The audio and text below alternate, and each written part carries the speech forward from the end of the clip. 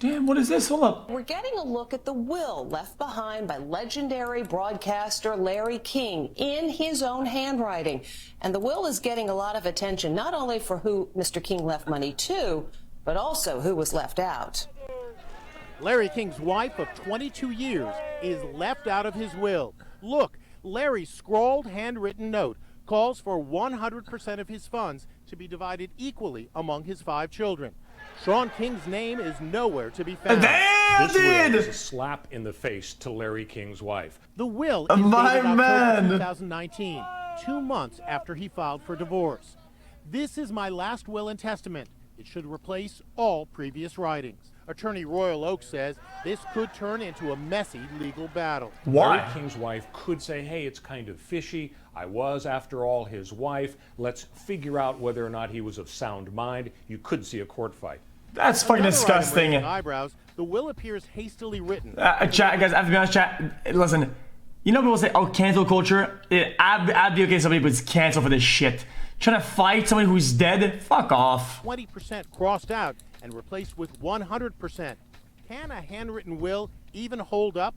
A handwritten will is totally legal as long as it's completely in your handwriting, as long as you've dated it, and there's no evidence of any coercion. There's also this shocker. The legendary broadcaster's wealth is listed as a mere $2 million. That's big money for most folks, but a huge surprise considering Larry King made millions of dollars during his legendary 63 years in show business. It's hard to believe he wasn't worth more than $2 million. Last year, his Beverly Hills mansion, which is now being renovated, sold for $15.5 million. What? Earlier, when Larry gave me a personal tour of his estate, he showed me millions of dollars worth of memorabilia. This is Kobe sneakers. Sinatra painted that. Really? Yeah.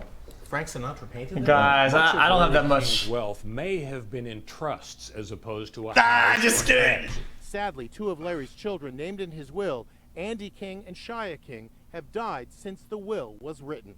King's estranged wife says at the private funeral, everyone wore suspenders in tribute to Larry's signature look. Guys, it starts with a B. Because it's B? Billionaire? Okay. Alright, chat. What is that? No, I'm interested. Yes, I probably lost one. Many are calling this skyscraper the most terrifying building in the world. Tom Hanks sure thinks so. He was taking a stroll in Lower Manhattan when he spotted the building and tweeted, "This is the scariest building I've ever seen. What goes on inside?" His tweet sent social media into a frenzy of speculation. It's the Men in Black headquarters. I've definitely heard that there's maybe some secret government stuff in there. What is it that people find menacing? Notice, no windows. Not one window on any of its 29 I remember floors. seeing this. Those aren't windows, they're giant air vents. So what gives? Well, we can now solve the mystery, or at least part of it. Turns out the building is owned by AT&T, and it doesn't have any windows for a reason. It may be the only skyscraper in New York City built to withstand a nuclear blast. There's reportedly What? enough food, water, and generator fuel to sustain 1,500 people for 2 weeks. The skyscraper is located at 33 Thomas But Street why? in Lower Manhattan. Dude, According to a they know recent something. documentary, Project X, the building houses AT&T's telecommunications infrastructure and also serves as a listening post for the NSA, the super secret national security agency. When approaching facility, ring the buzzer and wait for admittance. Just look at the building. It's got no windows. It looks like something from a space movie. The building is very sensitive to the sun and temperature, so that's why you have these big vents that Mr. Robot, Pac-Man. basically a big air conditioner. The main entrance is right here. I just finished watching the walked show. inside and tried to get Essentially more 2 days ago. Security told me the place was off limits to cameras. Tom Hanks is right. This is one scary place. It's pretty good. It was a good ending, but it's just not the ending that I wanted. It's okay though. I just kind of wish they had more about the, you know, the machine. I wish there was more about it. I thought it was kind of a letdown, that, you know.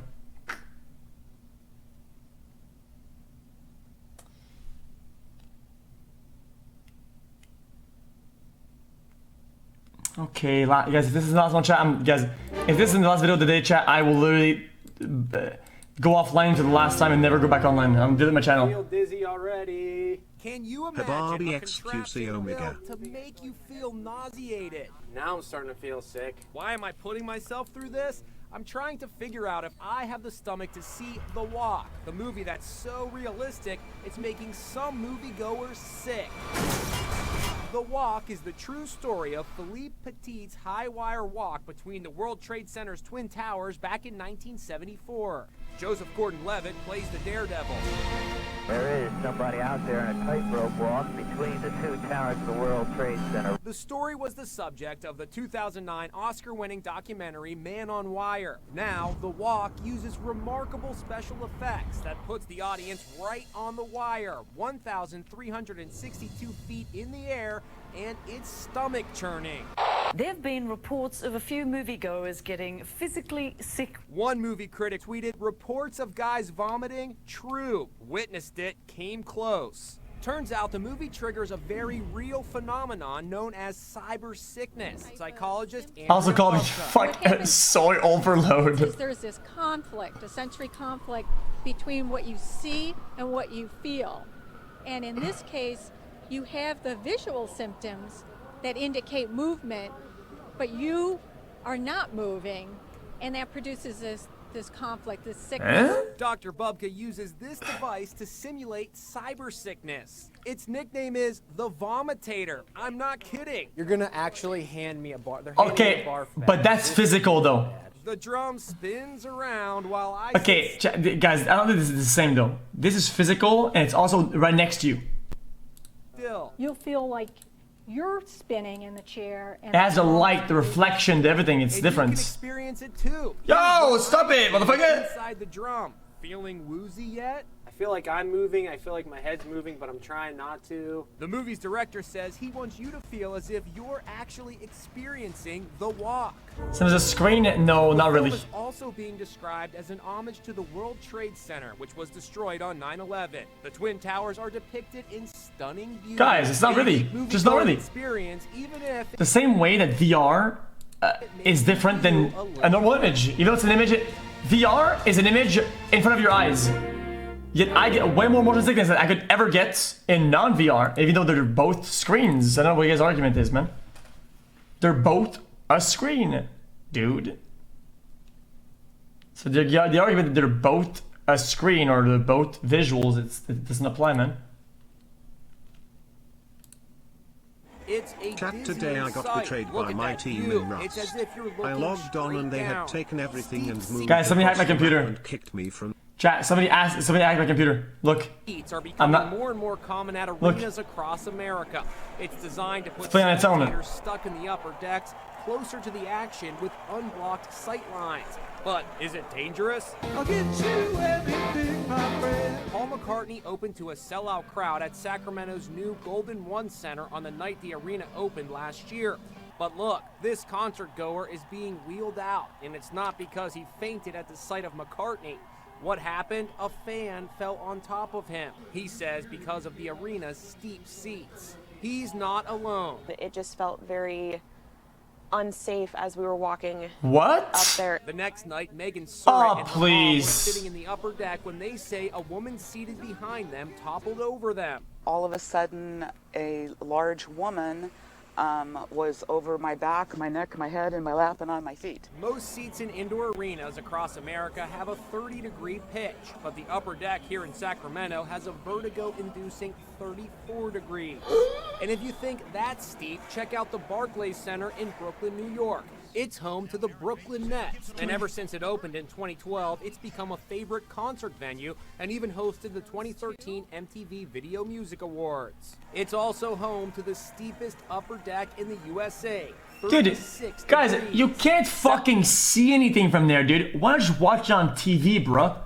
Dude, if somebody has a ball and he's throwing it, you can't see anything. It's like watching an ant fight from fucking Mars, man. Degrees.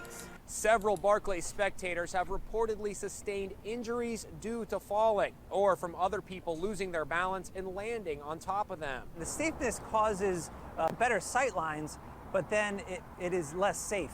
Forensic architect Christopher Ling says when you build the seats that steep, the seat in front of you is going to be lower. Once it goes below the knee and closer to the ankle, then it becomes more of a tripping hazard. So if you have any kind of issue with balance, it'll be more likely to trip you and have a propensity to fall into the people in front of you. The Barclays Center told us these arenas are the most modern, up-to-date, and built to the highest safety standards, and they provide the best fan experience by creating a greater sense of intimacy and the best sightlines. Jesus, man. I think it's the one that are too, you know.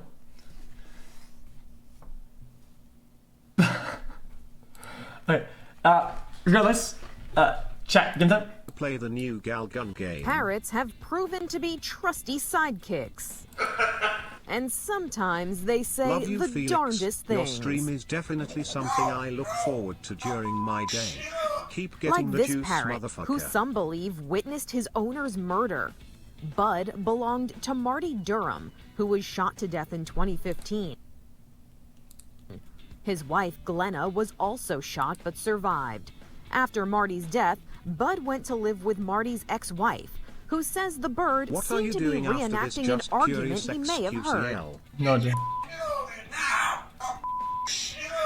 When Bud says those words, I feel like it's being relived in front of me. Glenna Durham is currently serving life in prison without the possibility of parole for the crime.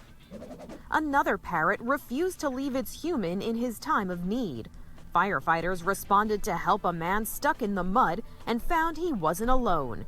His pet parrot was clinging to his shoulder the whole time. This was a pretty tame pet, so that helped him. Oh, that's cute. More than happy to stay on his owner's shoulder and ride the whole ride back. Jesus Christ, was this film with a The potato? bird was the reason they both got into that mess in the first place, because it flew into the mud of a recently dredged lake and got stuck. When its owner went to get it out of the mud, he became stuck himself. Hopefully, the parrot will let the person lead the way from now on. When a lost parrot was in trouble in California, it knew just where to go for help: the local police station. Verde the parrot somehow got out of his home and found himself being chased by a hawk. So he flew into the nearest open window, which happened to lead to the office of Chief Billy Green of the Fontana Police. Hawk. The department put out a notice that they found the bird, and soon after, the family came to claim him. This is one bright bird. Alexa, all lights on. Petra the parrot entertains herself by getting Amazon's Alexa to turn on all the lights in the house. She has a good chuckle at her antics. No word if her owners also laugh at their electric bill. Another call. This pranking parrot decided to crash a reporter's live shot. Australian journalist Brittany Clayan was taken completely by surprise. I can't get it off me. Oh my god, can you please get it off me? It's not funny, Burger. It's not funny. She was not happy the wayward parrot chose this moment to have its close-up. Someone came to take the parrot off her shoulder, and she continued on with her job like a pro. It turns out the bird's name was Lola, and she was lost. Appearing on television actually helped her reunite with her owner. Brittany was there for the reunion, where she and Lola called a truce. And is this the parrot that cried wolf?